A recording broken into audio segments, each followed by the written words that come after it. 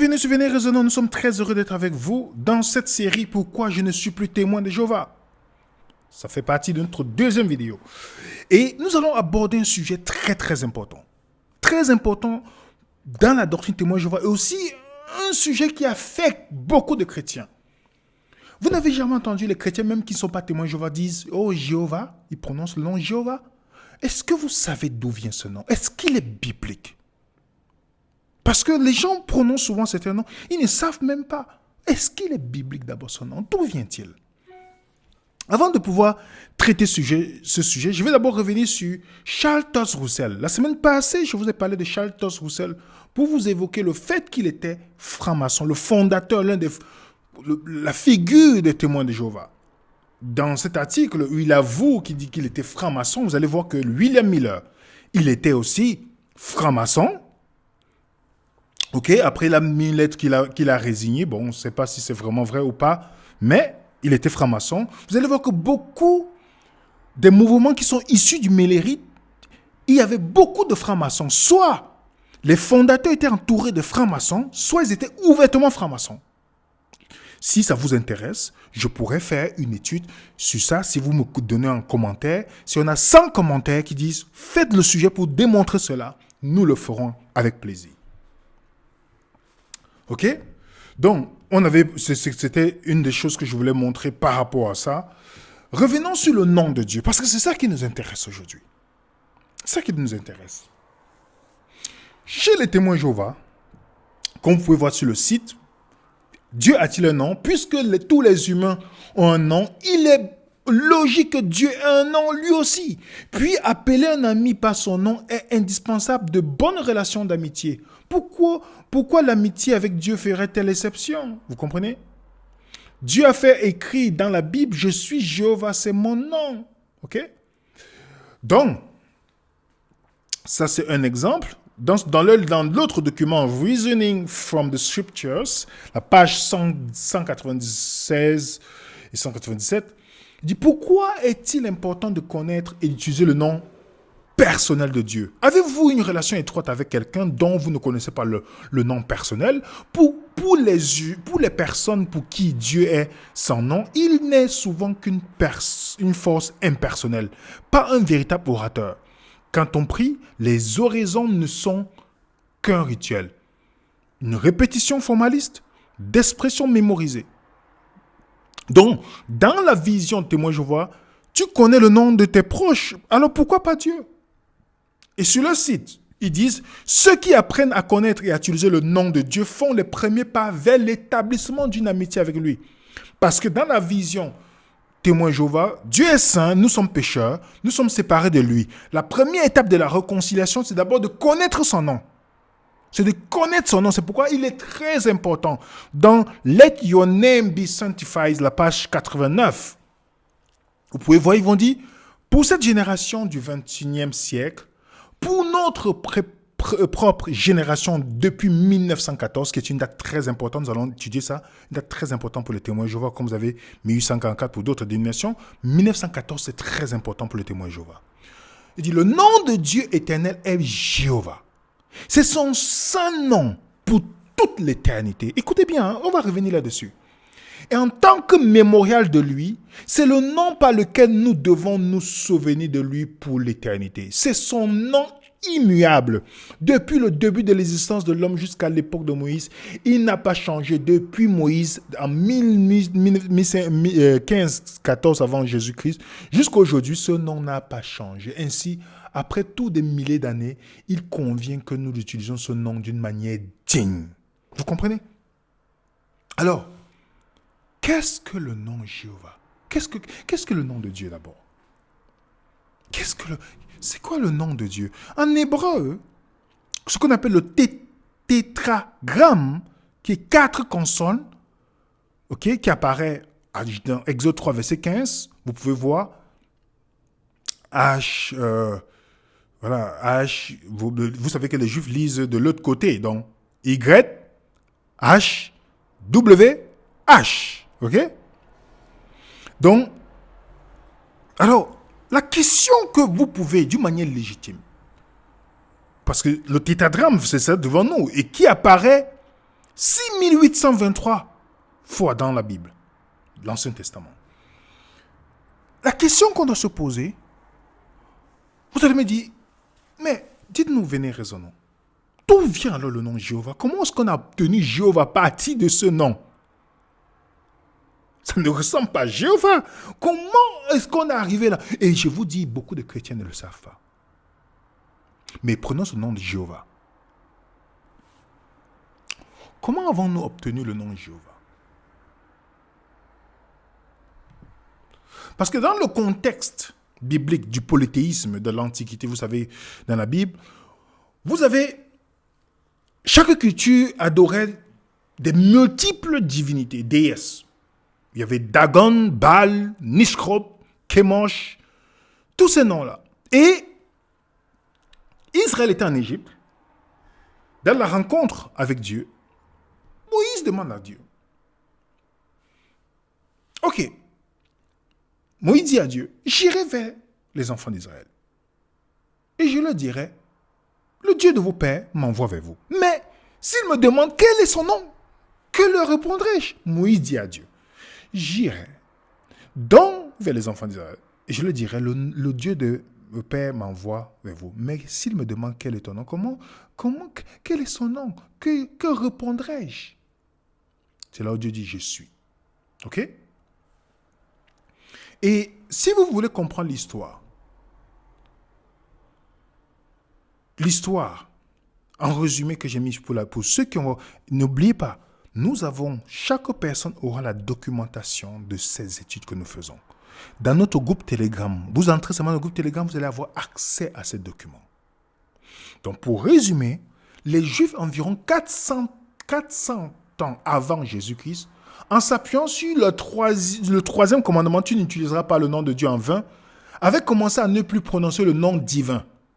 Ok? L'utilisation de ce nom était strictement interdite dans le temple, dans les synagogues ou ailleurs. Seul le grand prêtre pouvait utiliser dans les célébrations spéciales, dans certaines célébrations spéciales. Chaque fois qu'il lisait les écrits sacrés et qu'il rencontrait le tétragramme, donc YHWH, il disait à haute voix Adonai ou Elohim. Progressivement, les amis, l'utilisation du nom divin est mise de côté. Ainsi, la prononciation exacte donc YHWH disparaît. Par la suite, les voyelles de ces deux noms substituts ont été superposées au tétragramme. Comme un rappel qu'il faut dire chaque fois Adonai ou Elohim.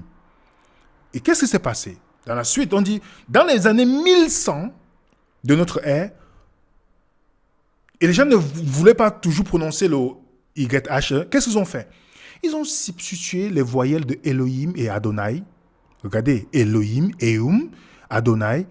Ils ont intercalé entre les lettres qui constituaient le nom divin, YHW. Ainsi, les voyelles Elohim ont obtenu la prononciation Yehovi et celle d'Adonai, Yehovah. Donc l'emploi de Yehorim n'a pas eu un grand succès, mais Yehovah est devenu rapidement d'un usage courant.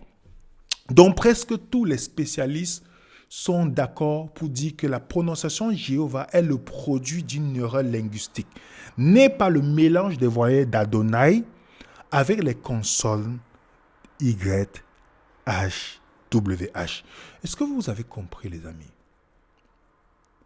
Depuis lors, ces noms sont utilisés dans des dénominations, dans des cultes, dans les cantiques, dans les traductions, et même gravés sur les murs ou les portes des bâtiments religieux. Les chrétiens l'utilisent souvent et ne le cachent plus. Ils prétendent que, ce nom, c'est biblique. Est-ce que c'est biblique, ce nom? Dans l'encyclopédie Britannica, c'est un article très intéressant. Vous pouvez voir l'article qui vous parle de l'origine du nom, le nom même Yahweh. Il dit, Jéhovah est une traduction artificielle et latine du nom de Dieu d'Israël. Ce nom est apparu parmi les chrétiens du Moyen-Âge par la combinaison, comprenez bien, des consonnes YHWH avec les voyelles d'Adonai, mon Seigneur. Les Juifs qui lisaient les Écritures à haute voix substituaient Adonai au nom sacré, communément appelé le tétragramme. Donc, est-ce que vous savez, les amis, vous savez pourquoi? Est-ce que vous savez pourquoi le nom? Je ne sais pas si vous comprenez. Est-ce que vous comprenez aujourd'hui que ce nom n'est pas biblique? C'est juste les gens qui ont décidé comme ça, là, et directement c'est devenu populaire. Le christianisme populaire n'est jamais biblique. Et le christianisme biblique ne sera jamais populaire. Je le répète tout le temps, les amis, pour que vous et moi, nous puissions intégrer ça dans notre esprit. Ne voyez pas parce que des gens utilisent un nom que ça veut dire que vous devez utiliser. Posez-vous toujours la question de l'origine. La remise en question est très importante pour le progrès et la maturité. Même si vous êtes né quelque part, posez-vous des questions. Dans cet article dans Le Monde qui dit « Il est démontré que Jéhovah n'est pas le nom de Dieu d'Israël ». Donc, beaucoup d'historiens le savent. Il n'y a que les chrétiens qui ne le savent pas. Certains chrétiens qui ne le savent pas. Ce nom, on le reconnaît par la Bible, par les documents profanes. Il est composé de 4 consonnes de langue sémitique, Y, H, W, H. C'est par suite d'une vocalisation factive que naquit le vocal hybride Jéhovah. Une traduction sérieuse dit d'homme qu'on peut vérifier chez certains pères de l'Église dans les papyrus magiques a sauvegardé la véritable lecture du fameux tétragramme qui se prononçait Yahweh. Ce mot est un décalque hébreu d'un verbe communément employé chez les Sémites en général, chez les Araméens, les Syriens en particulier. Il représente une forme verbale et signifie simplement « il est ».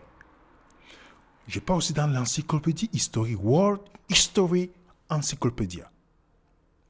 Vous regardez aussi l'origine, ils disent la même chose.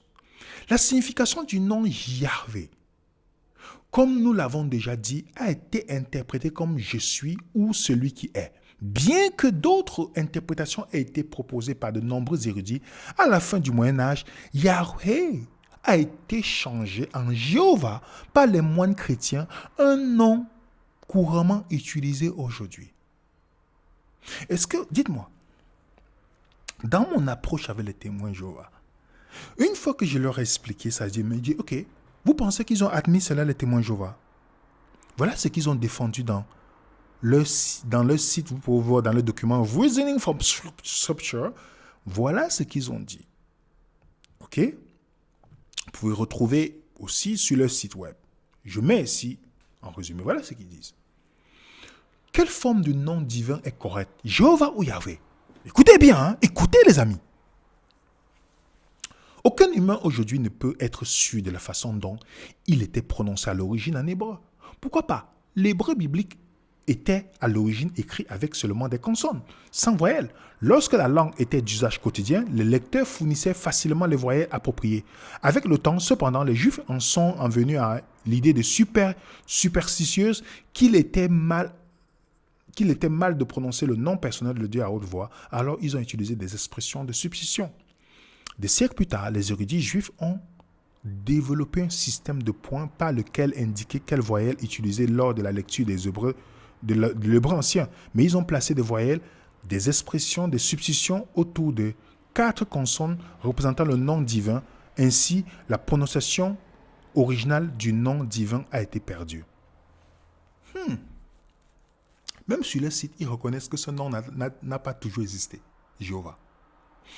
Est-ce que vous pensez que le nom de Jéhovah était éternel? Qui a changé? Donc le nom de Jéhovah a fait changer.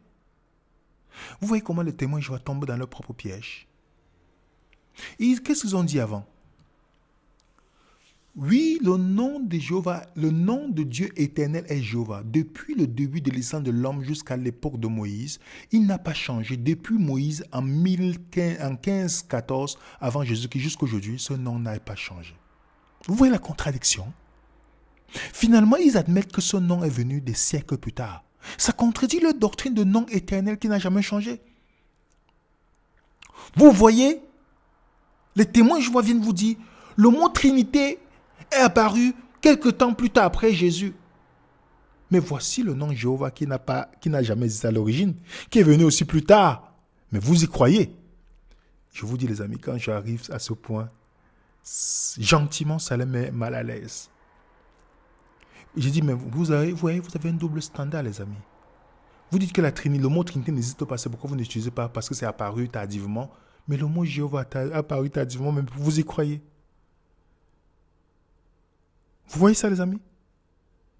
Et vous savez, si vous voulez vraiment utiliser, vous devez utiliser Yahvé, pas Jéhovah. Yahvé sonne mieux que Jéhovah. Et ce docteur hébreu, dans The Practical Grammar of Classical Hebrew, voilà ce qu'il nous dit, que c'est impossible, que ce nom, on ne peut pas, le nom Jéhovah, ce n'est pas quelque chose que un hébreu va reconnaître. Ce n'est même pas Jéhovah. Ils vont pas. La production est impossible. La forme Jéhovah, c'est carrément impossible. Il n'est même pas du tout biblique. Il n'y a que des gens qui traduisent et mettent cela, mais ce n'est pas du tout biblique. Et le nom, comment, si ce nom est divin, le nom divin ne se trouve nulle part dans le Nouveau Testament, à part dans leur traduction. On a presque 5000 manuscrits grecs du Nouveau Testament. Pas de Jéhovah, pas de Yahvé, pas de tétragramme dans le Nouveau Testament. Il n'y a qu'un seul passage dans le Nouveau Testament qu'on voit le nom en hébreu apparaître. Après chapitre 19, versets 4 à 5. Les quatre vieillards et les 4 êtres vivants se prosternaient. Les 24 vieillards, et les 4 êtres vivants se prosternaient et adoraient Dieu assis sur le trône en disant Amen, Alléluia. Donc dans le mot Alléluia, il y a Halal, Ya. Vous voyez, louer l'Éternel. C'est là le seul endroit dans le Nouveau Testament qu'un nom hébreu apparaît. De Dieu est hébreu. Vous voyez ça, les amis? Vous voyez? Donc, dans le Nouveau Testament, on ne trouve aucun nom de Jéhovah.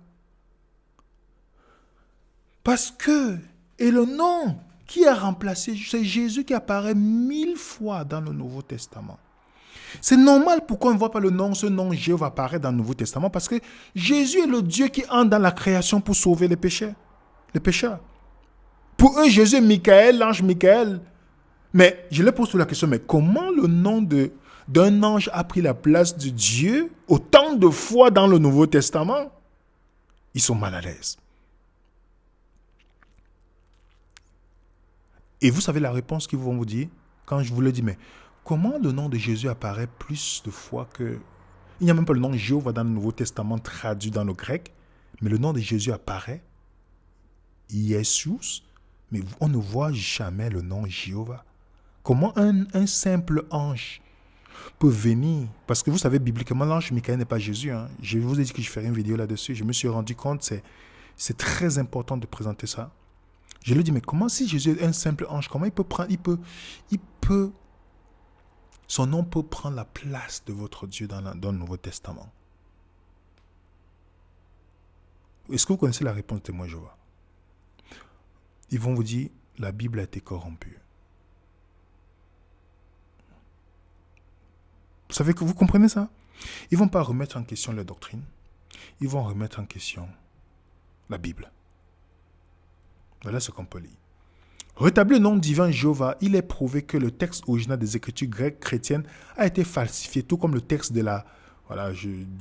Au cours du 3e siècle de notre ère, le tétragramme a été éliminé du texte grec par les copistes qui ne comprenaient pas et n'appréciaient pas le nom divin et qui ont développé une aversion à son égard, peut-être sous l'influence de l'antisémitisme. Au lieu de le tétragramme, ils ont remplacé par Kyrios, qui est Seigneur, Théos, Dieu. C'est normal, si la langue est écrite en grec, on va utiliser Théos ou Kyrios, qui veut dire Seigneur. Mais ils pensent que ce nom, que la Bible a été changée. Donc, oui, la Bible a été changée, c'est pourquoi on ne voit pas le nom Jéhovah. Moi, je leur pose la question, vous pensez que Dieu est capable de préserver sa parole? Alors, comment vous êtes certain que le reste a été changé? C'est la même technique quand on va voir les Mormons, vous allez voir. Quand vous arrivez à coincer les Mormons, qu'est-ce qu'ils vous disent?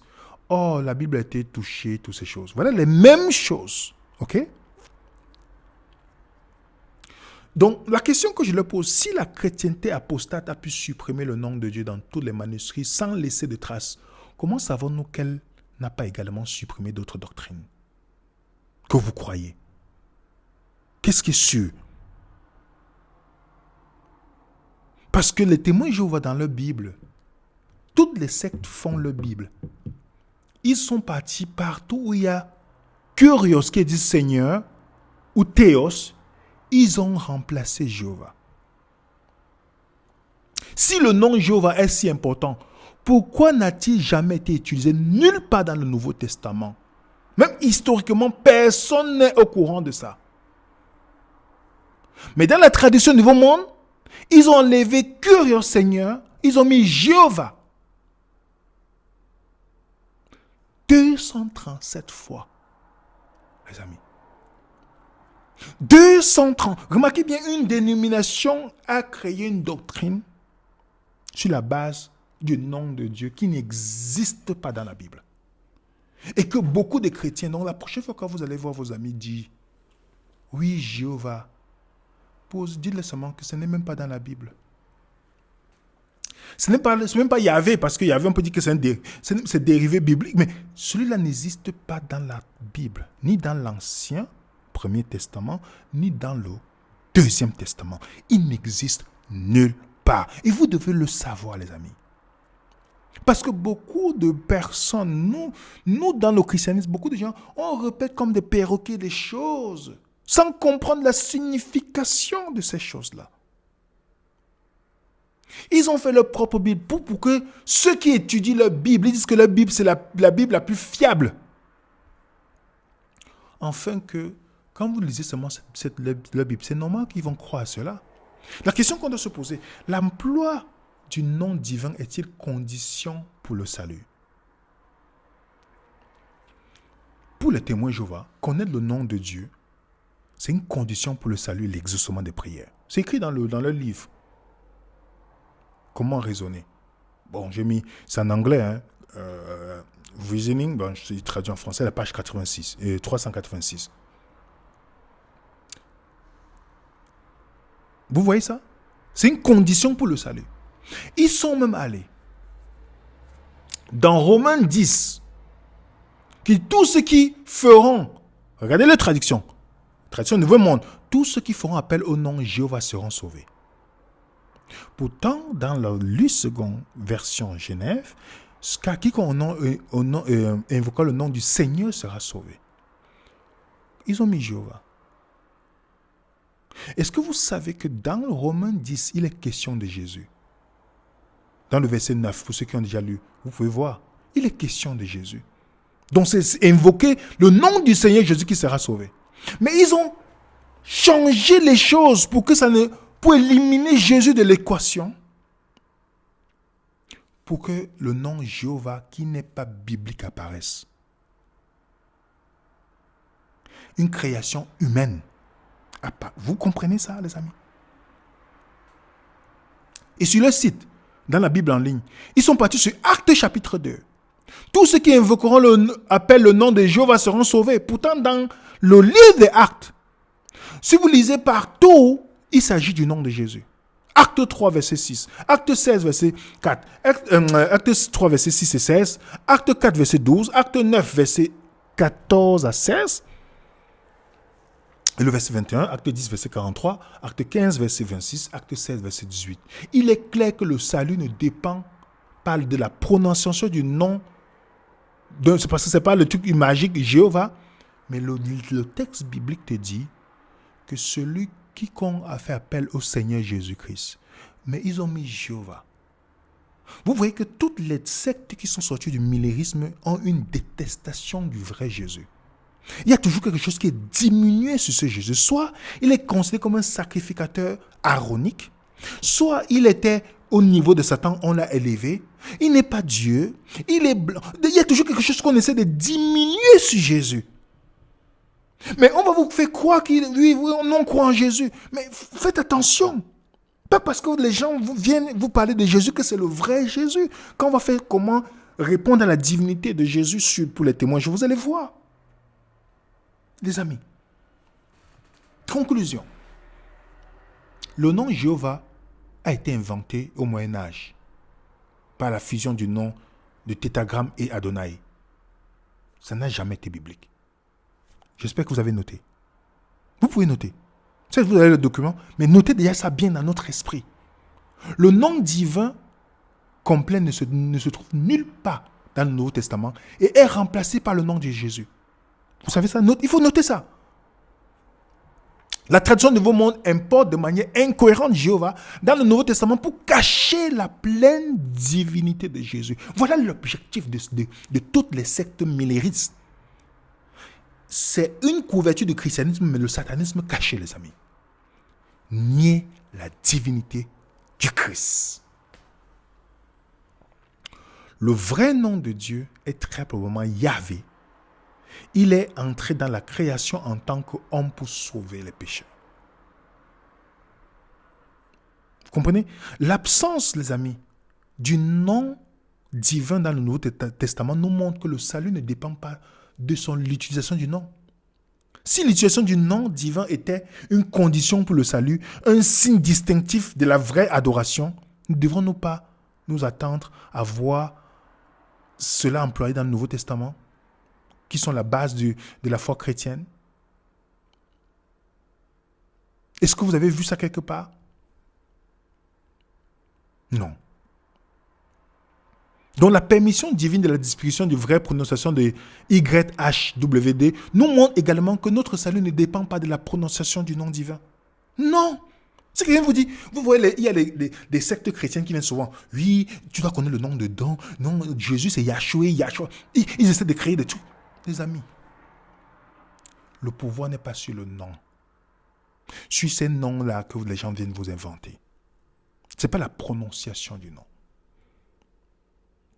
Est-ce que vous savez, ne tombez pas dans le fanatisme.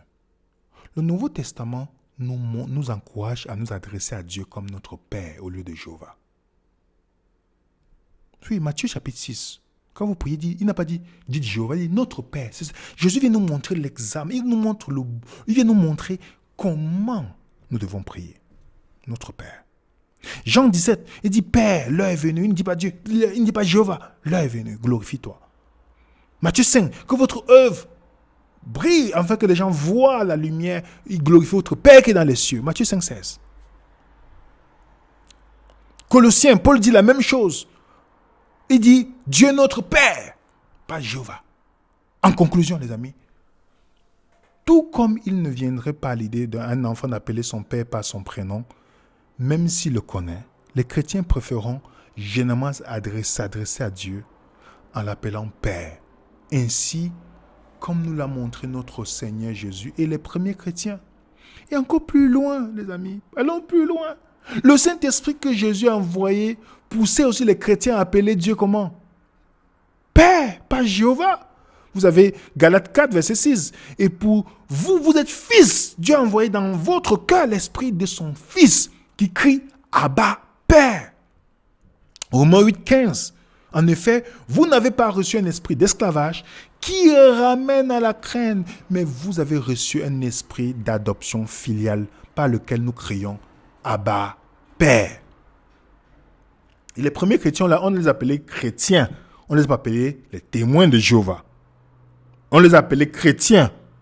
Je ne sais pas où vous avez vu dans le Nouveau Testament, on appelait les premiers chrétiens témoins de Jéhovah. Ça n'existe nulle part. Nulle part.